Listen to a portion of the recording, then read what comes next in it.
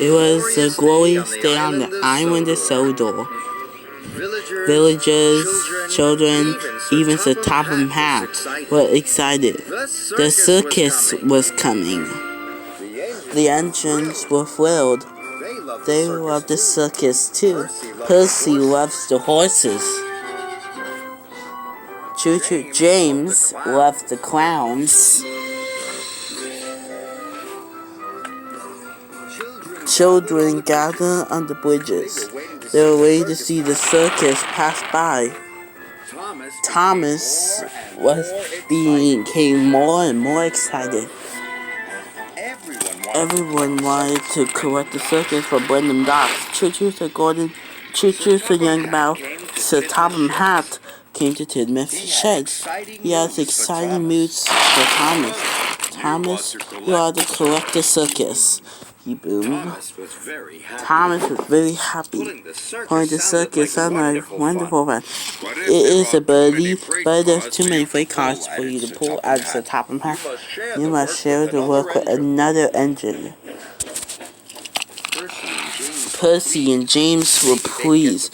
Maybe they get to call the circus after all. Thomas puffed over to Brendan Docks. Thomas steamed into the docks. Clanky was unloading the circus. Thomas was amazed. There was trailers and horse boxes, colorful costumes, coaches and flatbeds that followed the eye can see. Thomas was so excited his axles tingled. The acrobats across Rainbow Indian Quail Bell. Thomas buffeted up to collect the coaches. Do you want a wheeling, matey? asked Salty cheerfully. Thomas remembered that Sir Topham Hatt said about sharing the work. The band started to play, and everyone was cheering. Thomas thought this was the most wonderful special delivery ever. Even though the train was very heavy, he didn't want to share. No thank you, Salty, he gasped. I can do it on my own. Thomas took the biggest puff he could and slowly pulled away.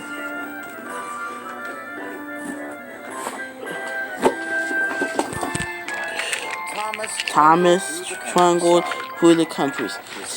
His pistons pumped and his traction rods rattled. But Thomas didn't notice. He was having far too much puff. Thomas puffed towards Maryland Station. He had a wonderful surprise. Passengers and staff waited and cheered as he passed by.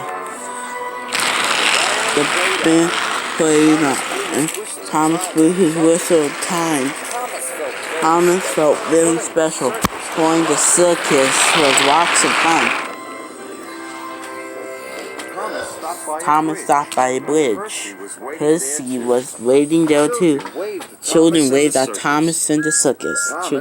Thomas blew his whistle. Percy wanted to join in. Is there anything I could take? asked Percy hopefully. But Thomas wanted to keep all the fun to himself. No thank you, he gasped. I could do it all on my own. Percy watched Thomas and the circus slowly puffed away. He felt very disappointed. Thomas puffed up. The train started to feel heavy and heavy. His traction rods rattled more than ever. Thomas stopped at the junction. James was waiting at the siding. James thought the band sounded very jolly. If you want to, a couple of some trucks, he said, I could take them for you. No, thank you, gasped Thomas. I can do it all on my own. He didn't want to miss out on any of the fun.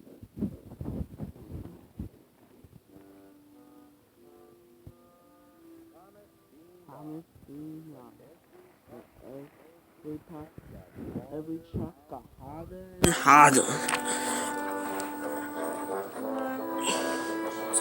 Thomas passed through the next station, but he was almost out of breath. Thomas wasn't having any fun anymore. then there was trouble. The horrible creep, invisible crack. Thomas's traction rods broke. Suddenly it was very quiet. Thomas felt very sad. Thomas's driver told him for help. Even the performers practicing in the field didn't make Thomas feel better. Thomas wished he had shared the heavy loads. Soon Percy and James arrived. James bought new traction rods, and Percy brought hay for the horses. But Thomas still felt miserable. I wish I shared the work with you, he says. Hurry, don't worry, Percy. We can all have fun now, said James cheerfully. And he was right. When Thomas's traction rods were replaced, they all rejoiced, watching the circus performers.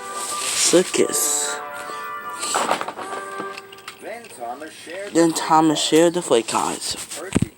Percy took the horses. James took the performer. Then the band started playing. This is fun, puffed Thomas. All the three engines blew the whistle, and the jolly train stopped.